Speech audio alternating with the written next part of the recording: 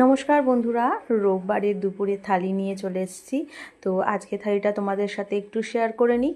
আজকে রয়েছে গরম ভাত, তার সাথে রয়েছে একটা কাঁচা লঙ্কা আর লেবু, আর রয়েছে গোল গোল করে পেঁয়াজ কাটা, আর তার সাথে রয়েছে পটল ভাজা। আজকে কোনো ডাল নেই, ডালটা থাকলে পটল ভাজা দিয়ে বেশ ভালোই লাগতো।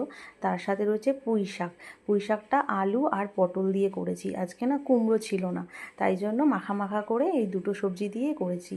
আর রয়েছে ফলি মাছ, ফলি মাছের ঝোলটা আদা জিরে বাটা দিয়ে পাতলা করে করা হয়েছে। তার সাথে রয়েছে চিকেন কষা, চিকেন কষাটা একদম কষা কষা করে রান্না করেছি, এটাতে কোনো ঝোল দিইনি। তো দেখো, আজকের থালিটা যদি তোমাদের পছন্দ হয় তাহলে একটা লাইক কমেন্ট অবশ্যই করে দিও। টাটা।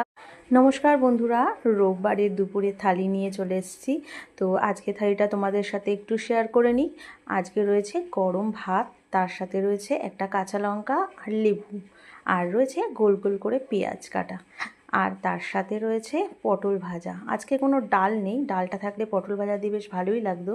তার সাথে রয়েছে পুঁই শাক, পুঁই শাকটা আলু আর পটল দিয়ে করেছি। আজকে না কুমড়ো ছিল না, তাই জন্য মাখা মাখা করে এই দুটো সবজি দিয়ে করেছি।